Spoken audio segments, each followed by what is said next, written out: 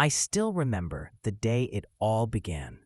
The day a single, tacky flamingo set off a chain reaction that would forever change the way I looked at suburban life. I had moved into this idyllic cul-de-sac with high hopes of a quiet, picturesque existence, only to find myself enmeshed in the strangest mystery I'd ever encountered. It wasn't long after settling in that I discovered the most peculiar of neighborhood rules: a complete prohibition on any and all flamingo lawn ornaments. I laughed at it at first, dismissing it as one of those eccentric rules that some overly serious homeowners association (HOA) boards love to impose. But the more I thought about it, the more I felt compelled to get to the bottom of the matter. I couldn't shake the feeling that there was an untold story behind that rule, a story so bizarre and convoluted that it demanded to be told. I took it upon myself to investigate. Determined to unravel the mystery behind this infamous regulation, I began by rummaging through old HOA meeting minutes that I managed to get my hands on. It wasn't easy, as these documents were buried in dust and stored in outdated filing cabinets in the community center. I spent countless evenings poring over faded paper, deciphering scribbled notes and ambiguous references. Soon enough, I started to piece together a narrative that was almost unbelievable. It turned out that the flamingo ban wasn't just about maintaining a certain aesthetic. It was born of a long-forgotten personal vendetta. An old board member who had a notorious disdain for anything that deviated from his idea of suburban perfection had taken a particular disliking to the sight of those gaudy pink creatures. According to the minutes, this board member had once endured a traumatic experience involving an out-of-sea, control garden decor display at a neighbor's party, and he claimed that the sight of those vibrant ornaments had disrupted his peace. Over time, his deeply personal grudge morphed into an official rule, enforced with an almost religious zeal by his like-minded supporters. I remember walking past a row of houses, each with its own carefully manicured lawn, and wondering how such a trivial detail could escalate into a full-blown controversy. My curiosity led me to interview several longtime residents who had witnessed the evolution of this rule firsthand. One elderly neighbor, who had lived in the neighborhood since the early 80s, recounted the infamous board meeting that forever changed everything. I sat with her in her cozy living room, the walls lined with faded photographs and relics of a bygone era, as she told me about the meeting. "I remember it all too well," she said, her eyes inkling with a mix of indignation and nostalgia. "There was this one gentleman, a board member with a short temper and an obsession with taste, who went on and on about how the sight of those flamingos was an insult to our community's dignity. It was like a scene out of a bizarre drama. He insisted that we needed to preserve a certain standard, no matter how peculiar the cost." Her voice trembled slightly with the memory, and in that moment, I understood that this wasn't simply about decor. It was about identity, control, and the strange dynamics of power within our little enclave. Determined to bring every detail to light, I began interviewing other residents about their own experiences with the HOA's seemingly arbitrary rules. I discovered that the flamingo ban was merely the tip of the iceberg. There were rules that dictated everything from the size and breed of pets allowed to grace our lawns to the exact shades of paint permissible on home exteriors. I recall a particularly animated conversation with a middle-aged gentleman who had been exasperated for years by a regulation on holiday decorations. "They told me I couldn't hang my grandmother's vintage wreath unless it met some sort of color standard that was defined in the bylaws," he exclaimed. His story was one of many that painted a picture of a community rigidly clinging to a notion of perfection at the expense of personal expression. I realized that behind every absurd rule lay a confluence of misunderstandings, personal slights, and bureaucratic overreach, a tapestry of human emotion and flawed judgment. The deeper I dug, the more I uncovered layers of irony and unintended consequences. I remember one evening as I sat in my study, surrounded by stacks of notes and photographs, piecing together the timeline of events. I found evidence of another notorious rule, one that prohibited the installation of satellite dishes. This rule had originated from a heated debate between a longtime resident and a newly elected board member who was deeply suspicious of anything that threatened the uniform appearance of the community. Over time, the debate had evolved into a codified regulation that not only stifled personal freedom, but also became a symbol of the board's overreach. As I traced the origins of each rule, I began to see a pattern, a combination of individual grievances, misinterpretations of the original covenants, and in some cases, outright vendettas that had been enshrined in black and white. One particularly memorable incident involved a late-night barbecue at a neighbor's house.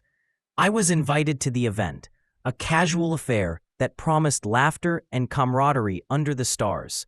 But as the evening progressed, tensions began to simmer. A neighbor, embarrassed by the noise and the light, complained that the raucous laughter and sporadic bursts of music were disturbances to the sanctity of the neighborhood. What began as a friendly gathering quickly escalated into a public dispute at the next HOA meeting, where a strict noise ordinance was introduced with little debate. I remember standing in the back of that meeting, feeling a mixture of disbelief and pity. It was astonishing how a simple desire to celebrate turned into a political maneuver, a calculated effort to enforce conformity and eliminate any deviation from a prescribed norm. The more I learned, the more my perspective shifted. I realized that these rules, as nonsensical as they appeared on the surface, were windows into the collective psyche of our community. They were manifestations of deep-seated fears, insecurities, and a desire for control. In one of my interviews with an HOA lawyer, an expert who graciously agreed to shed light on the legal intricacies of such regulations, I learned that many of these rules were not only archaic, but also legally tenuous. The lawyer explained with a measured tone that while HOAs are granted significant authority, there are often loopholes and legal precedents that allow residents to challenge overzealous rules. I found comfort in knowing that there was a legal pathway for change, a possibility for communities like ours to reclaim their voice from those who abused their power. Armed with this knowledge, I began reaching out to more residents, urging them to share their own personal stories of HOA-related grievances. It wasn't long before I was inundated with tales of absurdity and frustration. A ban on excessively large pets here, a mandate on the exact number of guests allowed in common areas there, and even a regulation that dictated the types of vehicles permitted in our driveways. Each story added a new dimension to the narrative I was constructing. I took meticulous notes, recording every detail, every emotional outburst, every moment of absurdity. As I compiled these stories, I couldn't help but feel that I was witnessing a silent rebellion, a quiet struggle against an overbearing system that sought to dictate even the smallest details of everyday life. One of the most striking moments in my investigative journey came unexpectedly. I found myself at a community meeting where, in a rare display of unity, the residents gathered to voice their collective outrage at the seemingly arbitrary rules that governed our lives. Standing there, I could feel the palpable tension in the room, a mixture of indignation, frustration, and hope. I took the stage and recounted my findings, sharing with the assembled crowd the true origins of the Flamingo ban, the satellite dish prohibition, and the myriad other rules that had plagued our community. My voice trembled slightly with emotion as I spoke, not just as an investigator, but as one of them, a person who had grown weary of living under the shadow of an outdated system. I urged my fellow residents to look beyond the superficial absurdities and recognize that these regulations were, in reality, manifestations of personal grudges and misplaced ideals. I asked them to imagine a community where individuality was celebrated, where the quirks of each person were embraced rather than censored. The response was immediate and overwhelming. For the first time in years, I saw a spark of genuine hope in the eyes of my neighbors. It was as if we had all been waiting for someone to articulate the unspoken truth, that these rules were not the immutable laws of nature, but rather the byproducts of human error and excessive control. That community meeting marked a turning point. The energy in the room shifted from one of resigned acceptance to one of determination and possibility. People began to share ideas, to strategize on how to challenge the status quo. A grassroots movement was born, one that aimed to systematically review and reform the most draconian of the HOA rules.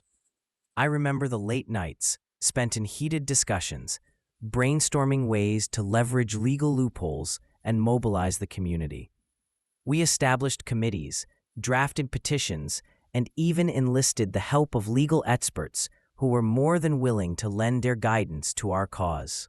I can still recall the exhilaration of that period, the sense of solidarity and purpose as we collectively stood against an institution that had long been taken for granted. In the midst of all this, I found solace in the small victories along the way. A few of the more outrageous rules, like the ban on satellite dishes, were re-examined and ultimately softened under the relentless pressure of community advocacy. I witnessed firsthand how an empowered group of individuals, united by a common desire for change, could overcome even the most deeply entrenched systems of control. There were moments of intense frustration, of course, arguments with board members who were resistant to change, late-night sessions when hope seemed to wane, but each setback only strengthened our resolve.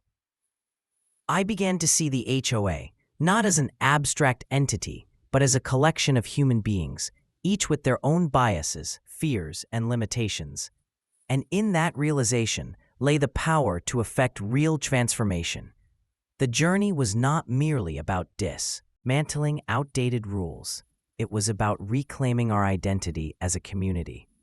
I learned that beneath every regulation lay a story of human error, of misplaced priorities, and of the struggle between individuality and conformity. I saw how a single, seemingly insignificant detail, a flamboyant flamingo ornament, could serve as a catalyst for profound change. My investigation evolved into a personal crusade, one that forced me to confront uncomfortable truths about the nature of authority and the ways in which it can be manipulated for personal gain. There were evenings spent alone in reflection, questioning the very fabric of my neighborhood, questioning whether the rules we lived by were truly serving us or merely enforcing a sterile, idealized vision of what our community should be. As I continued to document these experiences, I found my own voice growing stronger, more assertive.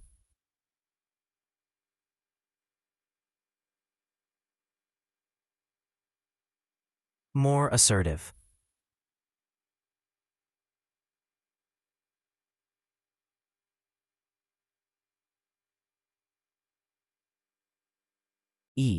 I began writing down my thoughts, channeling my frustrations and hopes into a narrative that was both raw and honest.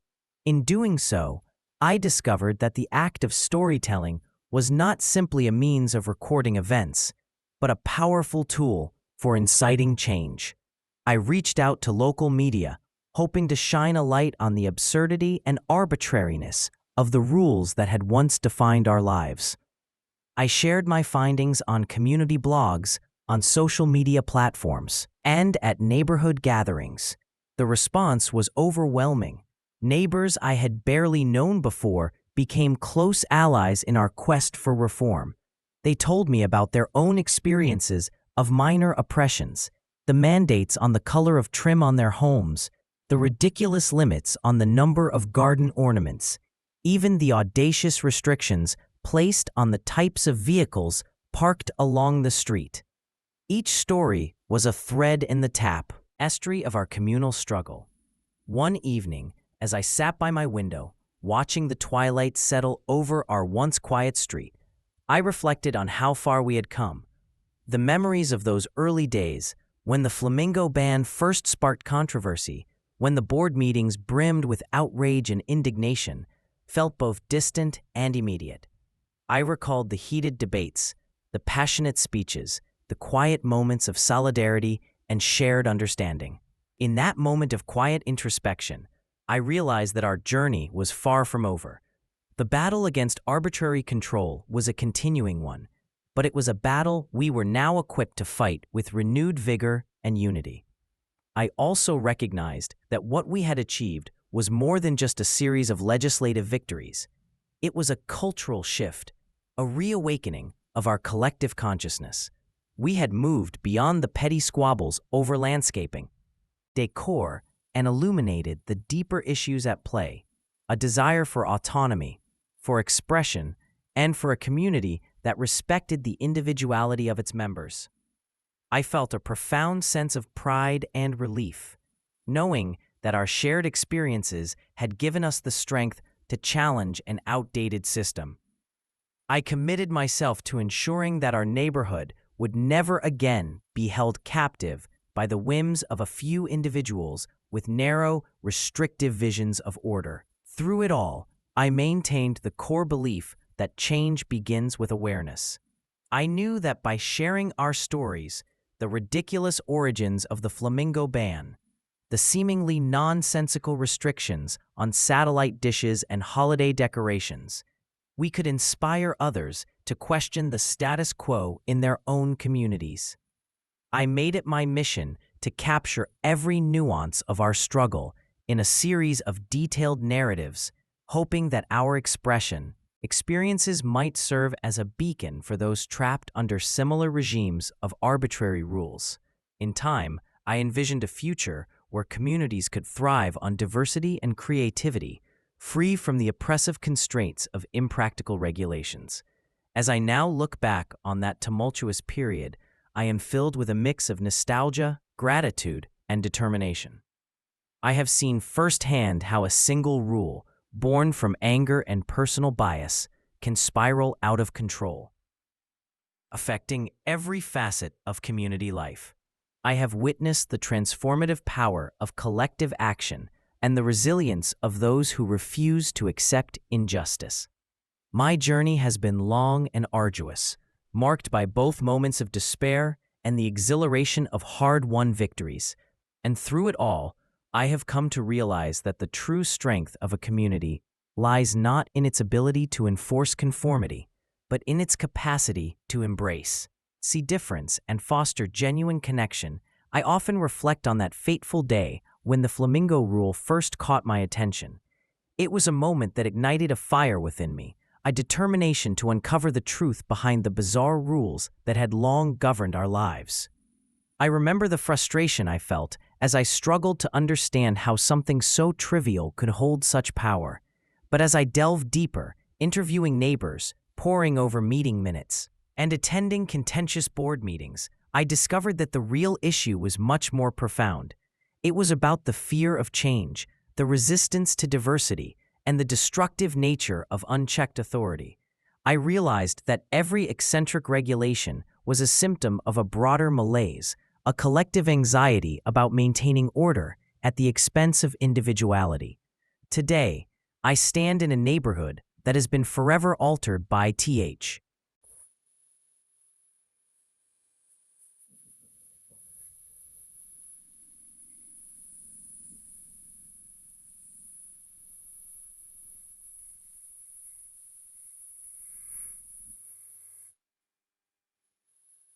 We have dismantled several of the more ludicrous rules. And while some vestiges of the old order remain, they no longer hold the same power over us. Our fight serves as a reminder that true beauty lies in our differences. I often wander the streets of our community, now alive with the vibrant expressions of its residents.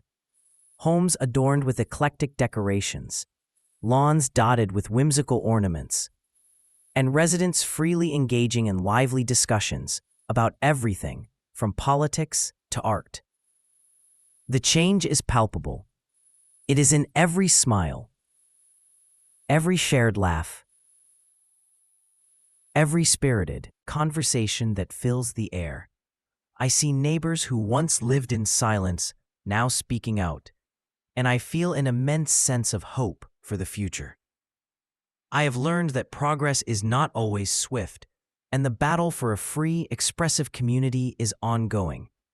But every small victory, every overturned rule, and every shared story brings us closer to a better tomorrow. I have shared my journey openly, not only to document history, but to encourage others who may feel stifled by arbitrary rules and outdated norms. I urge anyone who has ever felt marginalized by an overbearing system to raise their voice and reclaim their space. Our community's story, from the absurd banning of a simple lawn flamingo to the larger movement for creative freedom, is a testament to what can be achieved when people come together with a common purpose. I remain deeply committed to this cause, knowing that the road ahead will be long and fraught with challenges, but also filled with endless potential for transformation. As I conclude my narrative, I look back on the long and winding road that brought me from a disillusioned new resident to a passionate activist for community freedom. My journey has been marked by moments of joy, frustration, and ultimately a profound understanding of the power we hold when we stand together. I have seen the best and worst of human nature, and I know that the fight for a more open, accepting community is one worth fighting. Every rule that we challenge, every absurd regulation that we overturn is a step toward a future where individuality is not just tolerated, but celebrated. I invite you to join me in this ongoing journey, to share your stories, to challenge the status quo, and to remember that even the most insignificant of details, a lone, defiant flamingo, can ignite a revolution. In the end, it is not the rules that define us, but our willingness to question them and to create a better, more inclusive space for everyone.